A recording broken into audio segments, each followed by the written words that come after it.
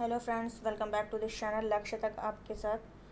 जैसा कि आज है 21 अप्रैल और हम लोग बहुत ही इंपॉर्टेंट क्वेश्चन को डिस्कस करने वाले हैं जो कल रात तक की सुर्खियों से बने हुए हैं।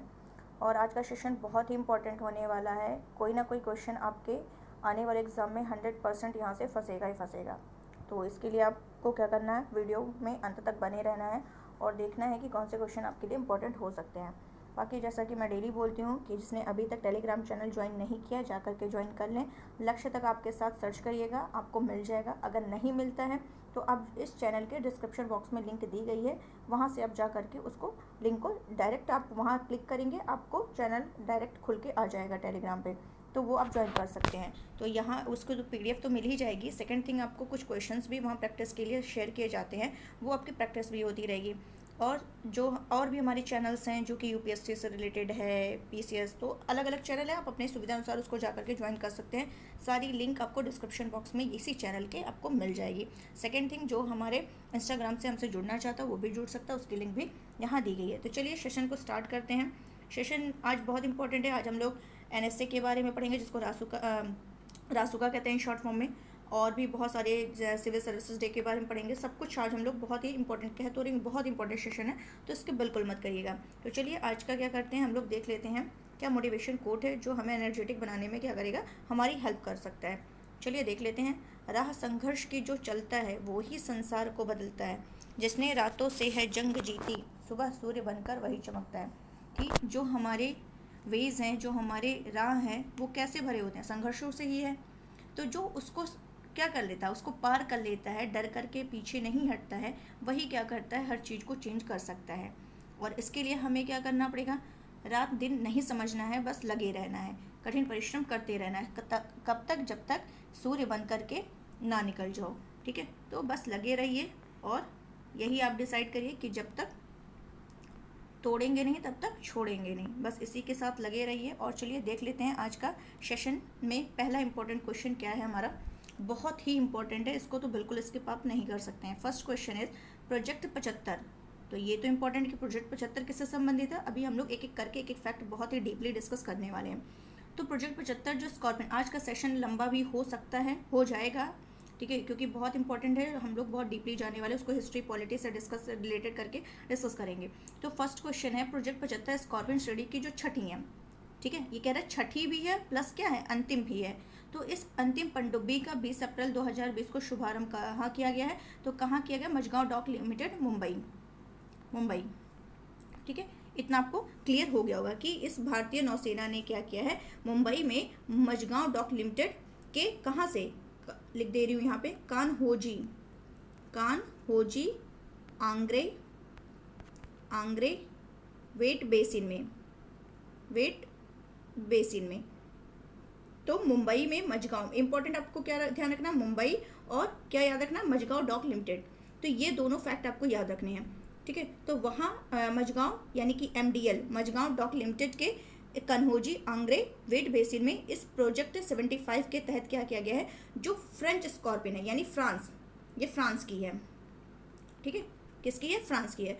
तो फ्रेंच यानी कि फ्रांस स्कॉर्पियन श्रेणी की जो छठी है और आखिरी पनडुब्बी है, उसका क्या नाम है, यार्ड 11880, इसी को लॉन्च किया गया है, जिसका क्या नाम रखा गया पनडुब्बी का, वागशीर। तो ये ध्यान रखना, ये छठी है और अंतिम है। 6 के तहत 6 का हुआ था, जिसमें से अभी एक एक करके हम लोग क्या करेंगे, डिस्कस करने वाले हैं। तो इसमें ये जो पनडुब्बियाँ हैं, यानी 6 के 6 हैं, ये फ्रांसीसी नौसेना रक्षा और ऊर्जा कंपनी जो है वो कौन सी है, DCNS, मतलब किसमें, आपके फ्रांसीसी नौसेना रक्षा और ऊर्जा कंपनी, इसके द्वारा क्या किया गया है, फ्रांस की जो है उसी के द्वारा इसको डिज़ाइन किया गया है, इन 6 कंपनियों को। ठीक है, जबकि मझगांव डॉक लिमिटेड मुंबई ने इसका क्या किया है, निर्माण किया है। डिज़ाइन किसके द्वारा किया है, इसीलिए फ्रांस और भारत ने क्या किया है, मिल करके इनको तैयार किया गया। फ्रांस के द्वारा डिज़ाइन किया गया है इनका, जो 6 बनी हुई है, और जो मझगांव डॉक लिमिटेड है, मुंबई ने इसका क्या किया है, निर्माण किया। तो ये दोनों ध्यान रखना है फैक्ट। अब ये जो स्कॉर्पियन श्रेणी की यहाँ पे लिखा हुआ छठी और अंतिम पनडुब्बी, तो छठी तो है, तो अभी हमें क्या करना है, 1 से 5 तक का भी ध्यान रखना है। क्योंकि कोई भी पूछ सकता है कि फर्स्ट कौन सी है, सेकंड कौन सी है, थर्ड कौन सी है एंड लास्ट कौन सी है, तो सारे हमको क्लियर करने हैं। तो फर्स्ट जो पहली पनडुब्बी थी उसका नाम था INS कलवरी। क्या नाम था? INS कलवरी, जो कि कब तैयार हुई, कब चालू हुई? तो 14 दिसंबर 2017। अगर 14 दिसंबर नहीं याद रख पा रहा है तो आप लोग को क्या 2017 जरूर ध्यान रखना है। तो कलवरी 2017, कलवरी 2017 कब? 14 दिसंबर। सेकंड की बात करें तो ये कौन सा? INS खंडेरी। क्या है? INS खंडेरी। और ये कब हुआ? 19 में, 2019 में INS खंडेरी, सितंबर 2019। ये दो क्लियर हो गए होंगे। तीसरे की बात करें तो वो है INS करंज। INS करंज जो कि मार्च 2021 में ये चालू होती है। मार्च 2021 में ये हो गया। फर्स्ट मैंने कलवरी बताया, सेकंड मैंने खंडेरी बताया एंड थर्ड मैंने करंज बताया, मार्च 2021 में। अगर हम फोर्थ की बात करें वो है आपका INS वेला। INS वेला, और यहीं से हम लोगों ने डिस्कस किया था अपने लेक्चर में। मैं वेला सबके बारे में बता चुकी हूँ। INS वेला जो है ये मार्च 2021, INS वेला मार्च, ये आपका करंज हो गया। और चौथा INS वेला जो है ये नवंबर 2021, सॉरी नवंबर 2021। मार्च में तो आपका INS करंज था, नवंबर 2021 में INS वेला है। एंड फिफ्थ जो है INS वगीर। INS वगीर है जो कि कब हुआ? नवंबर 2000, इसको भी 21 में लॉन्च किया गया और इसका समुद्री परीक्षण अभी क्या है? चल रहा है। क्लियर हो गया? क्या क्या मैंने कहा कि ये सारे फिर से हम लोग देख लेते हैं कि INS वगीर हो गया, और चौथा INS वेला, तीसरा INS करंज, और दूसरा INS खंडेरी। मतलब शुरू से बता रही हूँ, उल्टा हो गया, कंफ्यूज हो जाएंगे आप लोग। INS Kalvari, INS Khanderi, INS Karanj, INS Vela and INS Vagir, and last अभी अंतिम में क्या है? वागशीर। तो ये आपको ध्यान रखना है। क्लियर? इतनी चीज़ें। और ये वागशीर जो नाम रखा गया है इस बार, कहाँ गया ये? अच्छा, यहाँ नहीं दिया है। उसका क्या नाम है? वागशीर नाम है। और ये जो वागशीर नाम रखा गया है ये इंडियन ओशन में जो पाई जाने वाली सैंडफिश है उसी के नाम पर इसका नाम रखा गया है। तो इतना आपको बहुत ही अच्छे से उम्मीद है क्लियर हो गया होगा। चलते हैं अपने नेक्स्ट क्वेश्चन की तरफ, देख लेते हैं क्या है। ये देखिए, ये INS देखिए यहाँ लिखा भी है यार्ड 11880, 11880, जिसका क्या नाम रखा गया पनडुब्बी का? अभी फिलहाल इसको क्या नाम दिया गया? वागशीर, जो कब अभी शुभारंभ किया गया इसका? ये क्या चल रहा है? अप्रैल 2022। ये ध्यान रखना है। चलते हैं नेक्स्ट क्वेश्चन की, बहुत ही इंपॉर्टेंट है, तो क्वेश्चन 100% यहाँ से कोई ना कोई जरूर पूछेगा। नेक्स्ट क्या कह रहा है? राष्ट्रीय सिविल सेवा दिवस का आयोजन हर साल कब किया जाता है? अब इसको हम लोग क्या करेंगे? हिस्ट्री, पॉलिटी, हर चीज़ से इसको डिस्कस करने वाले हैं रिलेट करके। तो चलिए एक एक करके हम लोग इसको देख लेते हैं। तो क्या करते हैं, करंट तो आपका यही है कि राष्ट्रीय सिविल सेवा दिवस हर साल कब मनाया जाता है? तो 21 अप्रैल को मनाया जाता है। क्लियर? तो इसी दिवस पर क्या किया जाता है? जो भारत के प्रधानमंत्री हैं उन्हीं के द्वारा लोक प्रशासन में उत्कृष्टता के लिए, ये क्वेश्चन मैं डिस्कस कर चुकी हूँ, कल या परसों के लेक्चर में मैंने डिस्कस किया है। तो आज फिर से इसको बता रही हूँ कि इसी दिन पर यानी राष्ट्रीय सिविल सेवा दिवस पर यानी 21 अप्रैल को क्या किया जाता है कि भारत के प्रधानमंत्री जी के द्वारा क्या किया जाता है? लोक प्रशासन में उत्कृष्टता के लिए कौन सा पुरस्कार से सम्मानित किया जाता है? प्रधानमंत्री पुरस्कार, प्रधानमंत्री पुरस्कार से सम्मानित करते हैं। क्लियर? और इस पर प्रधानमंत्री जो पुरस्कार का आयोजन हो रहा है वो कहाँ किया गया? नई दिल्ली में 21 अप्रैल को किया जाता है। और इसमें जितने भी जो देश भर के जितने भी बड़े IAS ऑफिसर, IPS और IFS होते हैं, इन सभी जो समेत जो भी बड़े अधिकारी होते हैं इसमें शामिल होते हैं। और नरेंद्र मोदी जी के द्वारा लोक प्रशासन उत्कृष्टता के लिए 2021 का पुरस्कार इसमें क्या किया जाएगा? 2021 के लिए दिया जाएगा। अब चलिए देख लेते हैं, इसमें और भी डीप चलते हैं, देख लेते हैं कि क्या है ये जो सिविल सेवा क्या है। तो सिविल सेवा एक ऐसी सर्विस होती है जो देश की सरकार का, जो देश की सरकार के लोक प्रशासन के लिए क्या है, बहुत ही महत्वपूर्ण होती है। ये सिविल सेवा किसी देश के प्रशासन की क्या होती है? एक रीढ़ की हड्डी मानी जाती है। क्या मानी जाती है? प्रशासन की रीढ़ की हड्डी मानी जाती है।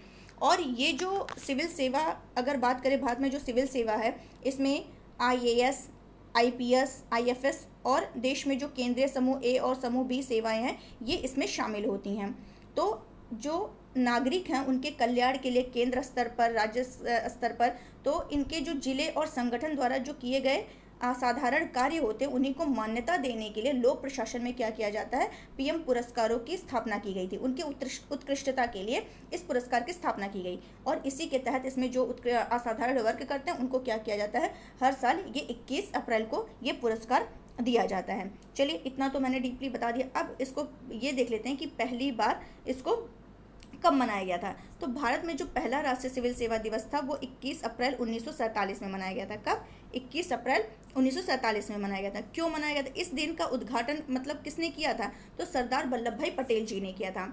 इस दिन का उद्घाटन यानी 21 अप्रैल 1947 में जो उद्घाटन किया गया था वो किसके द्वारा, वल्लभ भाई पटेल जी के द्वारा किया गया था। उस समय ये जो पटेल जी थे वो क्या थे, वो गृह सदस्य थे, गृह सदस्य थे। क्लियर?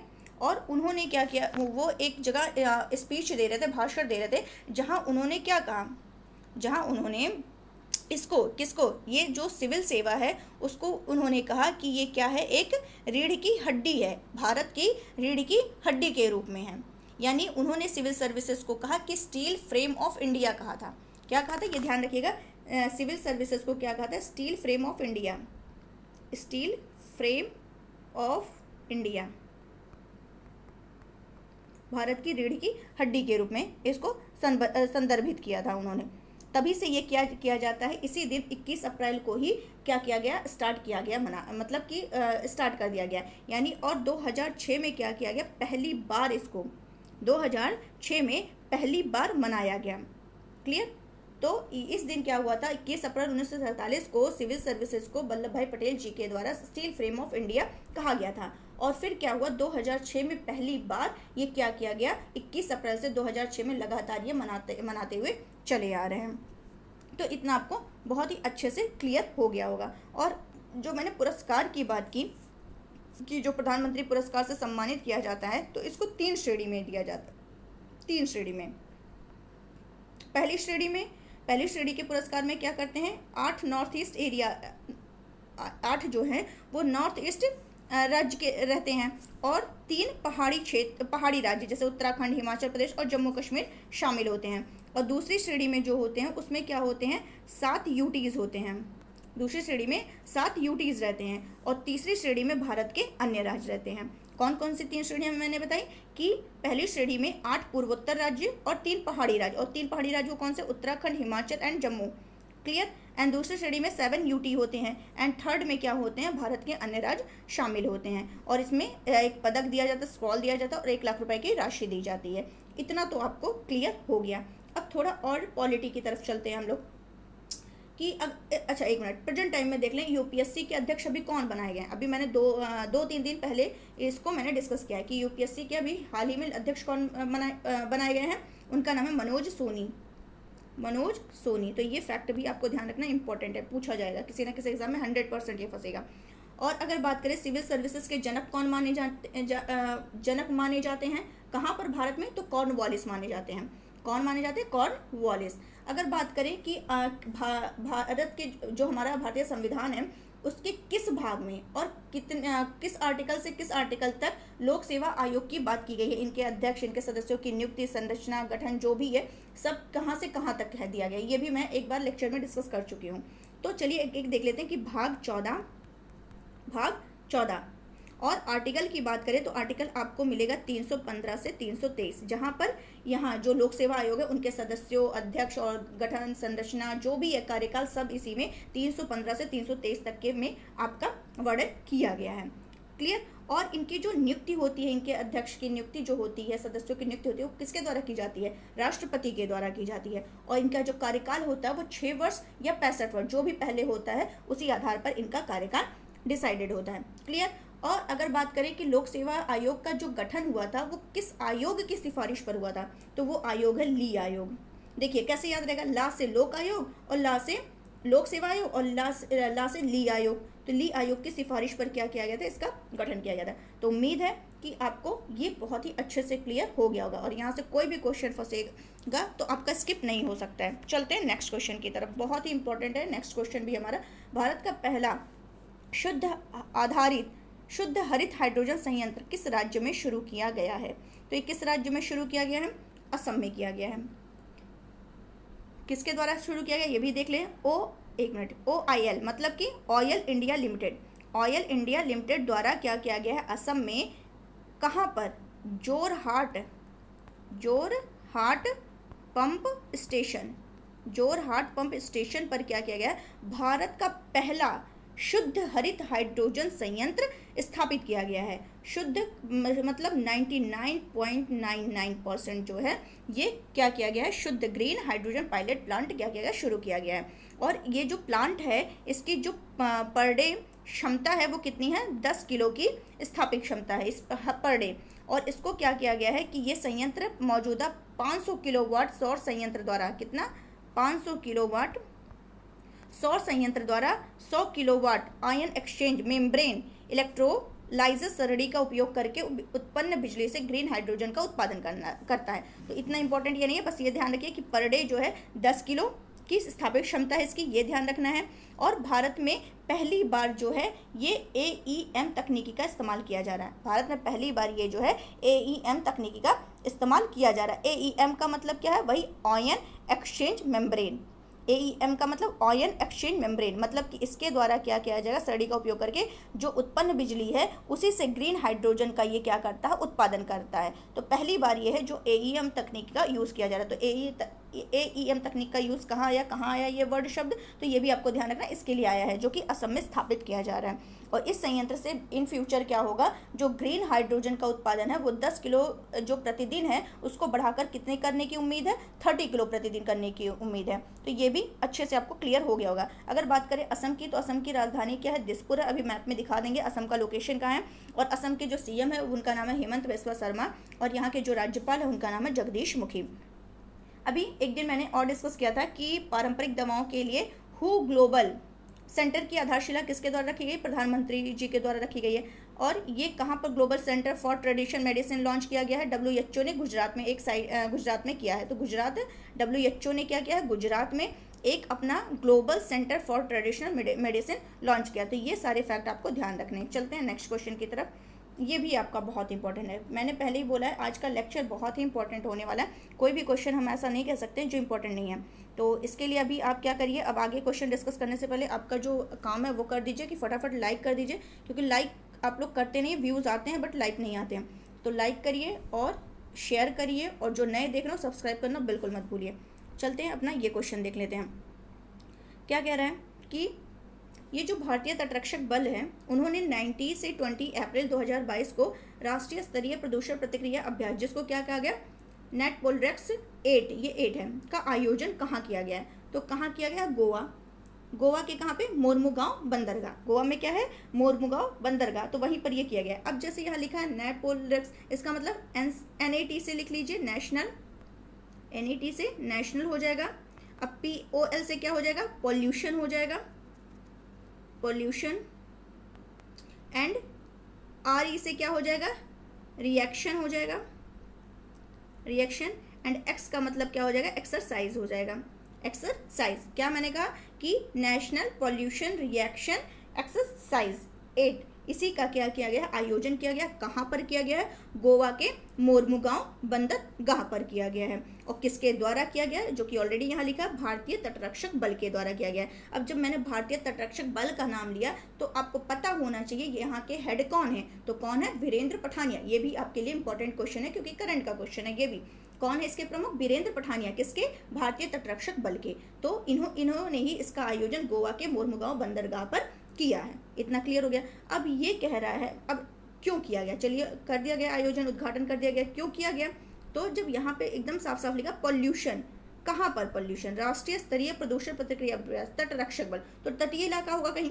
तो वही मतलब जो समुद्र है वहाँ पे जो तेल रिसाव हो जाता है तो उससे प्रदूषण होगा। तो उसी प्रदूषण को रोकने के लिए क्या किया गया है, इसका आयोजन किया गया है। क्लियर हो गया होगा कि किसके लिए किया गया है, कि जो समुद्र में तेल रिसाव हो जाता है उसी को रोकने के लिए। और इस आयोजन में 50 एजेंसी के 85 से अधिक जो है प्रतिभागियों ने हिस्सा लिया है। और इसमें देखा जाए तो 22 मित्र देश और अंतरराष्ट्रीय संगठन के 29 पर्यवेक्षक और श्रीलंका व बांग्लादेश के 2 तटरक्षक पोत शामिल हैं। क्या क्या कहा मैंने, जिसमें मैंने बताया था 50 एजेंसी के 85 से अधिक प्रतिभागी हिस्सा ले रहे हैं, जिसमें 22 मित्र देश, अंतर्राष्ट्रीय संगठन के 29 पर्यवेक्षक हैं और श्रीलंका व बांग्लादेश के 2 तटरक्षक पोत इसमें शामिल हैं। तो बस आपको इतना ध्यान रखना है कि इसका उद्देश्य क्या है, समुद्री रिसाव से निपटने में जितने भी हितधारक हैं इसमें शामिल हैं, उनकी तैयारी को, उनकी प्रतिक्रिया क्षमता को और भी ज़्यादा क्या करना है, बढ़ाना है। उम्मीद है ये भी आपको बहुत ही अच्छे से क्लियर हो गया होगा। अगर गोवा की बात करें तो गोवा में अभी बताया था कि चुनाव हुआ था, ठीक है, तो वहाँ के सीएम अब फिर वही बने हैं, कौन, प्रमोद सावंत जी बने हैं, प्रमोद सावंत। और उस समय मैंने डिस्कस भी किया था कि यहाँ की विधानसभा सीट कितनी है, 40 है, तो कोई ना कोई क्वेश्चन 100% फंसेगा, तो ध्यान रखिए। और गोवा कई बार बता चुके हैं पुर्तगालियों का उपनिवेश रह चुका है, ठीक है, तो ये 1961 तक गोवा पर अधिकार किया था। और हर घर जल वाला, ये सब तो कई बार बता चुके हैं, आप लोग को पता ही होगा, गोवा ही है। चलते हैं आगे नेक्स्ट क्वेश्चन की तरफ। प्रधानमंत्री गरीब कल्याण पैकेज कोविड-19, इंपॉर्टेंट क्वेश्चन।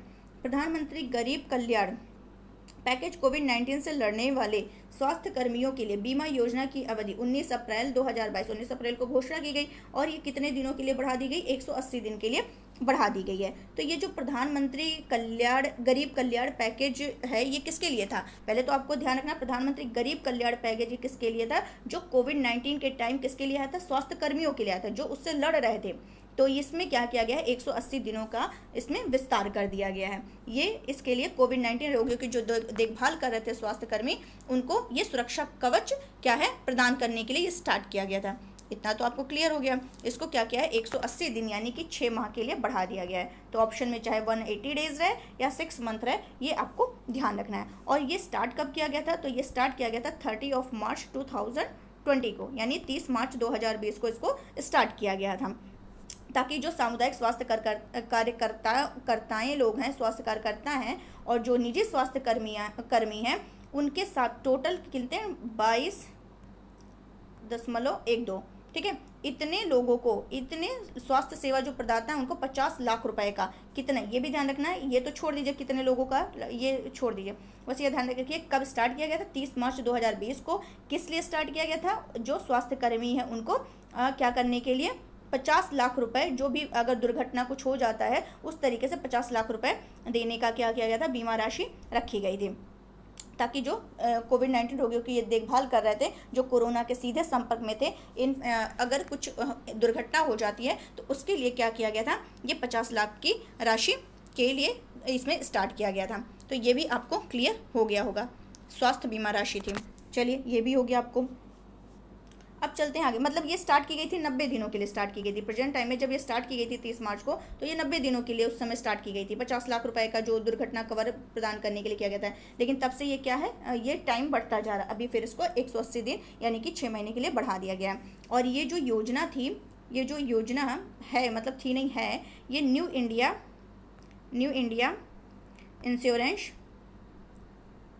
इंश्योरेंस कंपनी यानी NICL की बीमा पॉलिसी के जरिए क्या की जा रही है, कार्यान्वित की जा रही है। तो ये भी आपको क्लियर हो गया होगा। अभी कुछ दिन पहले स्वनिधि योजना आई थी चर्चा में, तो वो भी और ये भी, ये सब आपको अपने माइंड में सेट रखना है, ठीक है। इसको क्या, स्वनिधि योजना की बात करें, एक बार फिर से रिवीजन करवा दे रहे हैं। जो स्वनिधि योजना थी ये 1 जून 2020 को स्टार्ट की गई थी।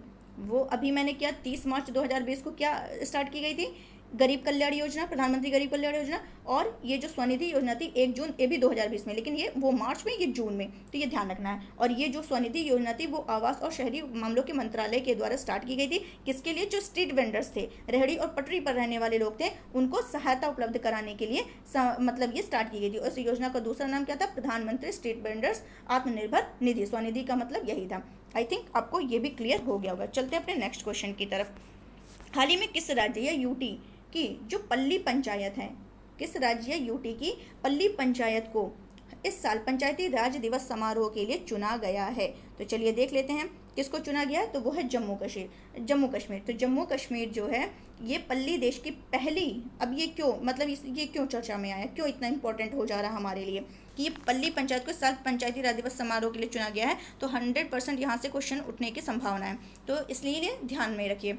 तो पल्ली जो होगी वो देश की पहली कार्बन न्यूट्रल पंचायत होगी। क्या होगी, कार्बन न्यूट्रल पंचायत होगी। पंचायत, पल्ली जो होगी कार्बन न्यूट्रल पंचायत होगी, वो भी कैसी, देश की पहली, जहाँ क्या होगा, सौर ऊर्जा से, जहाँ पर सौर ऊर्जा से पूरा गांव क्या होगा, रोशन होगा। इतना क्लियर हो गया होगा। और यहाँ पे जो भी सरकारी रिकॉर्ड होंगे, जितने भी होंगे, वो सारे सरकारी रिकॉर्ड वो डिजिटाइज होंगे, और सभी सरकारी योजनाओं का लाभ जो होगा गांव के प्रत्येक जो योग्य व्यक्ति हैं, पात्र जो उसके योग्य हैं, जिसकी जो भी कंडीशन होगी, उसको क्या होगा, मिलेगा। और ये इस तरीके से कि एक प्रकार की देखा जाए तो एक मॉडल पंचायत होगी, जो क्या करेगी, जम्मू कश्मीर के साथ ही देश के जो अन्य पंचायत हैं उनको कार्बन मुक्त बनाने के लिए क्या करेगी, प्रोत्साहित करेगी। इतना आपको क्लियर हो गया होगा, यही उम्मीद है आप लोगों से। और इससे क्या होगा, यहीं से जो प्रधानमंत्री होंगे वो पूरे देश के जो भी पंचायती राज संस्थान है उनके जनप्रतिनिधियों को क्या करेंगे, संबोधित करेंगे।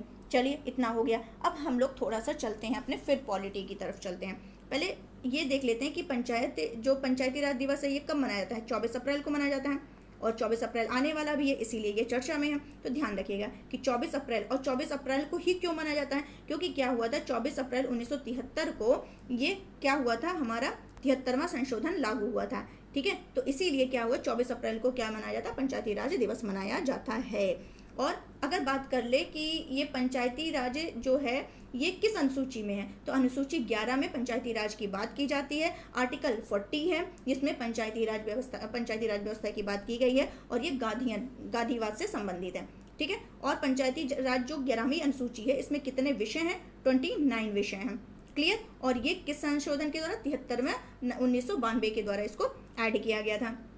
क्लियर। और ये जो 2 अक्टूबर 1959 को पहली बार क्या हुआ था, 2 अक्टूबर 1959 को राजस्थान के किस जिले में, नागौर जिले में पहली बार जो ये स्तरीय पंचायती राज व्यवस्था लागू हुई थी, कहाँ पर हुई थी, 2 अक्टूबर 1959 को राजस्थान के नागौर जिले में हुई थी। और दूसरा कहाँ हुआ था, आंध्र प्रदेश में हुआ था। दोनों याद रखिएगा, दोनों क्वेश्चन पूछा जा चुका है। और ये त्रिस्तरीय जो पंचायती राज व्यवस्था लागू की गई थी, ये किसकी थी, बलवंत राय मेहता की थी। और द्विस्तरीय की बात करें तो अशोक मेहता। तो ये आपको पूरा क्लियर, आई थिंक क्लियर हो गया होगा। और स्थानीय स्वशासन के जनक की बात करें तो कौन है, वो रिपन है। तो चलिए ये भी क्वेश्चन आपको बहुत ही अच्छे से क्लियर हो गया होगा। चलते हैं नेक्स्ट क्वेश्चन की तरफ। राज्य स्तर पर हाल ही में एल रूट सर्वर ऐसे लिखा जाएगा, सर्वर स्थापित करने वाला देश का पहला राज्य कौन बन गया है।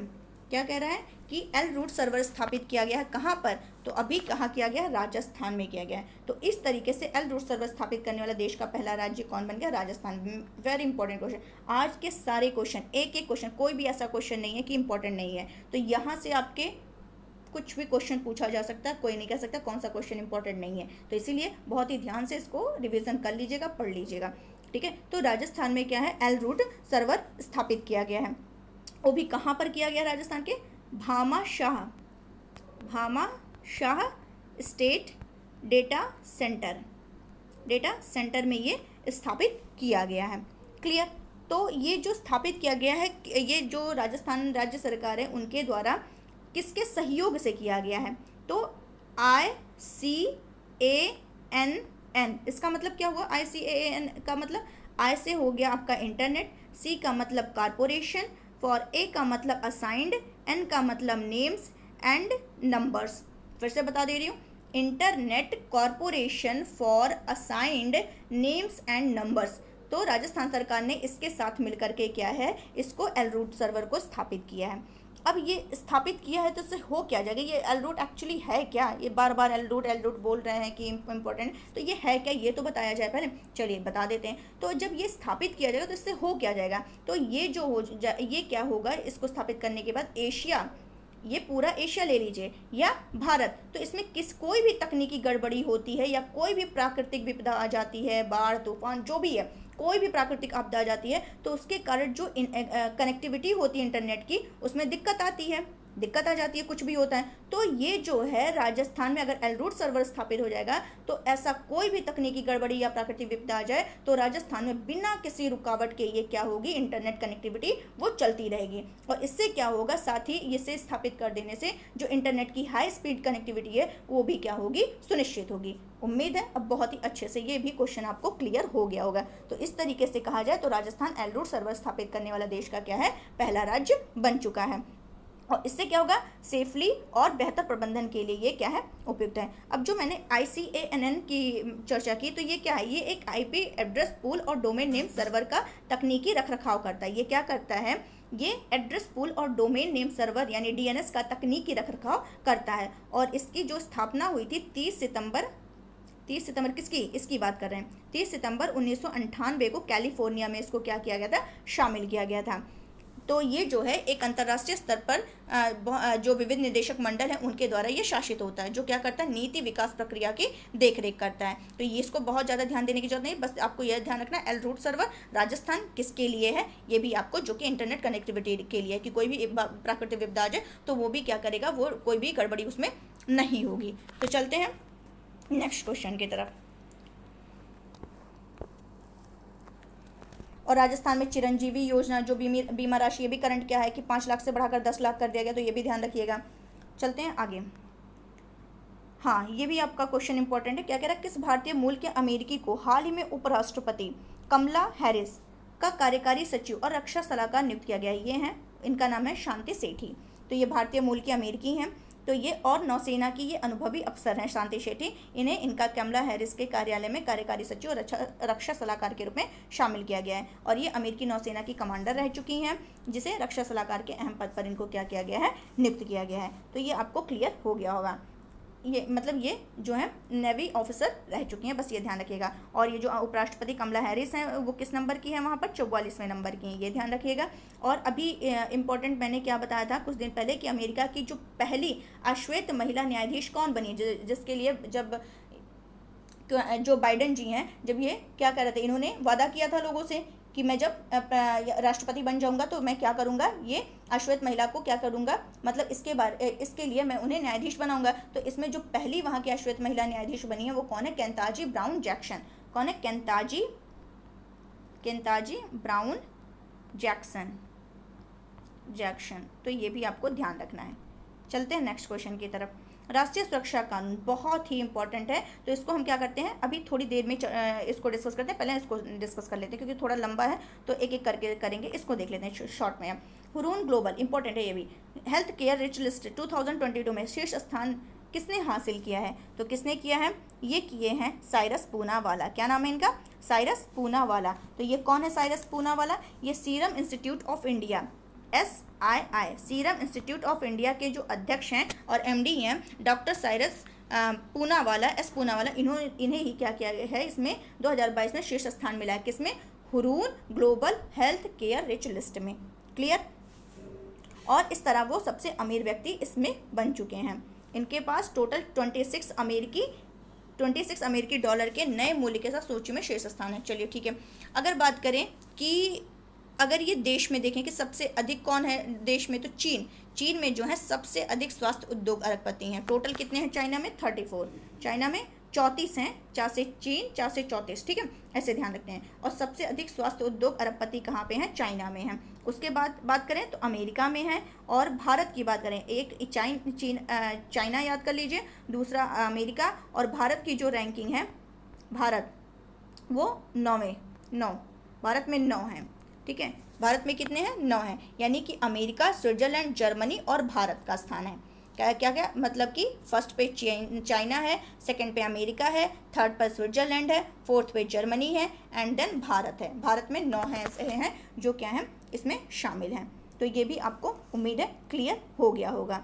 अगर बात करें कि विश्व के सबसे अमीर व्यक्ति कौन है, तो अभी वो भी डिस्कस किया था, एलन मस्क हैं। अब यहाँ पे हेल्थ की बात आई है, तो ये देख लेते हैं विश्व स्वास्थ्य दिवस कब मनाते हैं, 7 अप्रैल को मनाते हैं। और कब इसका गठन हुआ था, WHO का 1948 में हुआ था, ठीक है। और हाँ, साइरस पूनावाला के बारे में एक फैक्ट और है, ये है कि इन्हें क्या है,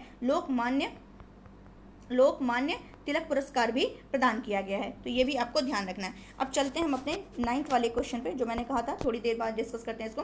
राष्ट्रीय सुरक्षा कानून जो कि चर्चा में बना हुआ है, किस वर्ष यह कानून बनाया गया था। तो चलिए इसके बारे में एक एक करके हम लोग पढ़ लेते हैं, समझ लेते हैं कि क्या है, कैसे है, क्यों ये चर्चा में आया।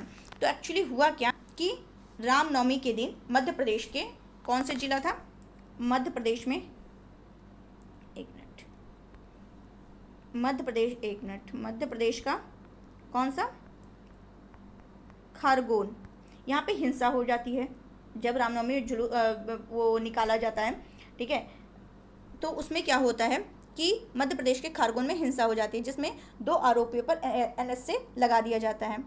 और अब किस पे लगाया जाता है वो इम्पोर्टेंट नहीं है, NSA हम लोग को पढ़ना है, लेकिन ये कहाँ से हिंसा भड़की, क्यों हुआ, ये हम लोग समझेंगे। तो एक MP के खारगोन में होता है। उसके कुछ ही दिन बाद हनुमान जयंती के दिन भी क्या होता है, दिल्ली के जहांगीरपुर में इसी मामले में ये एक्शन लिया जाता है। तो वहाँ पे 5 लोगों पर ये आरोप लगाया जाता है और उन पर NSA लगा दिया जाता है।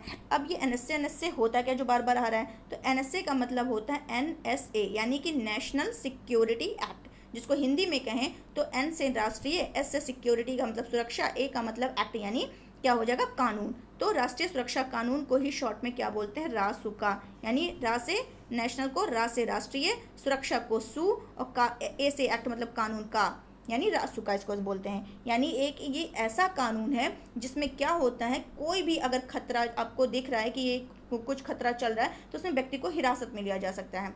अगर एडमिनिस्ट्रेटर को ऐसा लगता है, प्रशासन को ऐसा लगता है कि कोई शख्स ऐसा है जिसकी वजह से क्या है, देश की सिक्योरिटी और उसके सद्भाव को खतरा हो सकता है, तो ऐसा होने से पहले कि वो खतरा हो ही ना, ऐसा होने से पहले उस शख्स को क्या किया जाता है, उस बंदे को क्या किया जाता है, इस कानून के तहत, रासुका के तहत उसको क्या कर लिया जाता है, हिरासत में ले लिया जाता है। यही है आपका NSA, national security act. Clear. और इसको कब किया गया, तो ये पूछा ना कब बनाया गया, 1980। इस कानून को 1980 में देश की सुरक्षा के लिए क्या किया गया और सरकार को ज़्यादा अधिकार देने के उद्देश्य से इसको बनाया गया था। और इसका उद्देश्य यही है कि जो पुलिस कमिश्नर हैं, DM हैं या राज्य सरकार इस कानून का यूज़ कर सकती है। जब सरकार को लगे कि क्या है, कोई व्यक्ति बिना किसी मतलब के देश में रह रहा है, तो उसे और उसे गिरफ्तार किए जाने की जरूरत है, तो वो क्या करेगी, उसको गिरफ्तार कर सकती है। मतलब कोई भी संदिग्ध व्यक्ति हो, उसको हिरासत में गिरफ्तार या जो भी है गिरफ्तार, उसको करने का अधिकार इन लोगों को मिल जाता है। कहा जाए तो ये एक कैसा कानून है, प्रिवेंटिव कानून है। क्या है, एक मिनट, कैसा है ये एक प्रिवेंटिव कानून है, प्रिवेंटिव कानून, ठीक है। मतलब निवारक, जो मतलब क्या होता है, निवारक कानून, जिसका मतलब ये होता है कि अभी घटना हुई नहीं है, घटित नहीं हुई है, उसके पहले ये संदेह के तहत क्या किया गया, उसको गिरफ्तार कर लिया गया है। और इस कानून का जो अगर देखा जाए इतिहास किससे जुड़ा है, तो वो ब्रिटिश शासन से जुड़ा हुआ है। कहाँ से जुड़ा हुआ है, ब्रिटिश शासन से। एक्चुअली हुआ क्या था, 1881 में ब्रिटिशर्स के द्वारा बंगाल रेगुलेशन 3 नाम का कानून बनाया गया था। किसका, बंगाल रेगुलेशन 3 नाम का कानून बनाया गया था। तो इसमें घटना होने से पहले ही क्या थी कि घटना घटित हो ही ना, इसके पहले क्या किया जाए, संदेह के आधार पर गिरफ्तारी की व्यवस्था थी। और फिर क्या होता है, 1919 आपको पता होगा, 1919 में क्या हुआ, रोलेट एक्ट लाया जाता है, जिसमें ट्रायल की व्यवस्था तक भी नहीं थी। यानी क्या था, जिसे हिरासत में ले लिया गया और वो अदालत भी नहीं जा सकता था। तो इसी कानून के विरोध के चलते ही क्या हुआ था, जालियांवाला बाग हत्याकांड हुआ था। ये इतना क्लियर हो गया होगा। लेकिन फिर क्या होता है, जब भारत आज़ाद होता है, तो जो प्रधानमंत्री हमारे जवाहरलाल नेहरू जी थे, उन्होंने क्या किया, 1950 में प्रिवेंटिव डिटेंशन एक्ट लाते हैं। और फिर क्या होता है, 31 दिसंबर 1969 को इसकी अवधि क्या हो जाती है, खत्म हो जाती है, समाप्त हो जाती है। फिर आती हैं कौन, इंदिरा गांधी जी। 1971 में इंदिरा गांधी के प्रधानमंत्री रहते ही क्या होता है, मीसा आता है। कौन सा एक्ट आता है, मीसा, जिसको क्या कहते हैं, मीसा को maintenance of internal security act, क्या कहते हैं, maintenance of internal security act आता है, यानी मीसा आता है, शॉर्ट फॉर्म में कहते हैं। तो 1975 में क्या होता है, 1971 में मीसा आता है। 1975 में इमरजेंसी के दौरान क्या हुआ, राजनीतिक विरोधियों के खिलाफ इसको इस्तेमाल किया गया था। क्लियर। फिर क्या होता है, 1977 में जब जनता पार्टी की सरकार आती है, तब मीसा को ख़त्म कर दिया जाता है। और 1980 में जब फिर इंदिरा गांधी प्रधानमंत्री बनती हैं, तो फिर क्या होता है, 23 सितंबर 1980 को ये कानून जो है संसद में, राष्ट्रीय सुरक्षा कानून NSA जो है संसद से पास हो जाता है। कब, 23 सितंबर 1980, तो ध्यान रखना है, 23 सितंबर 1980 को ये क्या होता है, पास हो जाता है, जिसे क्या करते हैं, 27 दिसंबर 1980 को क्या करते हैं, ये कानून बन जाता है। किसके, इनके, इंदिरा गांधी के सरकार जब रहती हैं, ठीक है। और इसमें प्रावधान क्या है वो मैंने ऑलरेडी आपको बता दिया। किसी भी संदिग्ध व्यक्ति को 3 महीने तक बिना जमानत के हिरासत में रखा जा सकता है और ज़रूरत पड़े तो इसकी अवधि 3-3 साल के लिए 3-3 महीने के लिए, नॉट साल, 3-3 महीने के लिए बढ़ाई जा सकती है। और इसको इस तरीके से व्यक्ति को 12 महीने तक जेल में रखा जा सकता है। इसके लिए क्या होता है, हिरासत में रखने के लिए उस पर आरोप तय करने की जरूरत भी नहीं होती। संदेह के आधार पर आप उसको क्या कर सकते हैं, गिरफ्तार कर सकते हैं। और राज्य सरकार को ये भी नहीं गिरफ्तारी के बाद राज्य सरकार को बताना पड़ता है कि इस व्यक्ति को जेल में रखा गया है और किस आधार पर गिरफ्तार किया गया है। ठीक है, तो ये आपको क्लियर हो गया होगा। और हिरासत में जो लिया गया व्यक्ति है वो सिर्फ हाई कोर्ट के एडवाइजरी बोर्ड के सामने ही अपील कर सकता है। उसे वकील भी नहीं मिलता। जब मामला कोर्ट में जाता है तब सरकारी वकील कोर्ट को मामले की जानकारी देते हैं। ठीक है, तो ये आपको ध्यान रखना है कि किसी भी हालत में 12 महीने से ज़्यादा जेल में ये नहीं रखा जाता है। तो ये पूरे फैक्ट उम्मीद है आपको क्लियर हो गए होंगे। इससे बहुत ही डीपली मैंने डिस्कस किया। अब इससे रिलेटेड जो भी क्वेश्चन होगा तो आपको, और हाँ एक क्वेश्चन और है, मतलब एक फैक्ट और है, क्वेश्चन नहीं एक फैक्ट और है कि जो राष्ट्रीय अपराध ब्यूरो है, record bureau, national crime record bureau, जो देश में क्या करता है, अपराध से संबंधित डेटा को कलेक्ट करता है, जमा करता है, तो एनएसए के तहत जो आने वाले मामले हैं उसको अपने डेटा में शामिल नहीं करता। क्यों नहीं शामिल करता है? क्योंकि ये जो एनएसए के मामले होते हैं उसमें क्या होता है, कोई एफआईआर दर्ज नहीं की जाती है। संदिग्ध के आधार पर, संदेह के आधार पर उसको गिरफ्तार कर लिया जाता है। तो ये आपको ध्यान रखना है। और इसमें गिरफ्तारी के समय ये नहीं बताया जाएगा कि आपको किन आरोप या कामों के लिए क्या है गिरफ्तारी की गई है। और कोर्ट में इसकी सुनवाई बहुत ही आसानी से नहीं हो पाती है। और हाँ एक चीज़ और, एक फैक्ट और बता रहे हैं, क्योंकि हो सकता है कहीं भी यूपीएससी में आपका क्या कहते हैं कोर्ट के हिसाब से पूछ ले, तो फैक्ट आपको क्लियर होने चाहिए। तो इसमें क्या होता है, जैसे रासुका में क्या होता है, नागरिक अधिकारों का हनन होता है। कैसे होगा? जैसे क्या होता है, जब अगर किसी को गिरफ्तार किया जाए, आमतौर पर अगर किसी को अरेस्ट किया जाता है तो उसके मूल अधिकारों की रक्षा की बात होती है। हमारा कौन सा फंडामेंटल जो राइट है वो कौन सा कहता है, 22 का जो क्लॉज 1 है उसमें ये बताया गया है कि गिरफ्तार का दोष, अगर आपको मतलब गिरफ्तार किया गया तो उसको जानने का और परामर्श पाने का आपको हक है। ये आर्टिकल 22 का क्लॉज 1 कहता है। लेकिन रासुका में ऐसा कुछ नहीं है, आपको नहीं बताना है। ये मैंने आपको ऑलरेडी बता दिया। तो ये सारे फैक्ट आपको ध्यान रखना है और आपको उम्मीद है, मतलब मुझे उम्मीद है कि आपको बहुत ही अच्छे से क्लियर हो गया होगा। अब चलते हैं फटाफट, क्या करते हैं हम लोग रिवीजन कर लेते हैं कल का। अप्रैल 2022 में किसे 29वां थल सेना प्रमुख नियुक्त किया गया है? तो एक मिनट गाइस, ये हो गया है 20 का, 19 का हो गया, मुझे 20 का लेना था। चलिए कोई नहीं, कल डिस्कस कर लेते हैं। बाकी आप लोग नहीं होगा कर लीजिएगा, या फिर एक काम करते हैं। चलिए मुझे कुछ क्वेश्चन याद है, मैं आपको बता दे रही हूँ। जैसे क्या है, विश्व यकृत दिवस कब मनाया गया था? 19 अप्रैल को मनाया गया था। ठीक है। करगा मंदिर उत्सव का आयोजन कहाँ किया गया था? कर्नाटका में किया गया था। अगर बात करें कि इंडिया स्मार्ट सिटीज़ अवार्ड्स प्रतियोगिता में किस राज्य को सर्वश्रेष्ठ राज्य का दर्जा था? तो उत्तर प्रदेश को मिला था और चंडीगढ़, यूटी में चंडीगढ़ को मिला था। अगर लीडरशिप की बात करें तो अहमदाबाद, वाराणसी, रांची को मिला था। अगर बात करें कि क्या था, भारत और किस देश ने क्या किया था, क्वांटम कंप्यूटिंग पर एक वर्चुअल नेटवर्क स्थापित किया था? तो फिनलैंड के साथ, भारत और फिनलैंड, ये दोनों ध्यान रखिएगा। और यूनेस्को ने कितने नए यूनेस्को ग्लोबल जियो पार्क की घोषणा की थी? तो 8 की थी। टोटल 46, बस इतना 8 मतलब याद रखिए।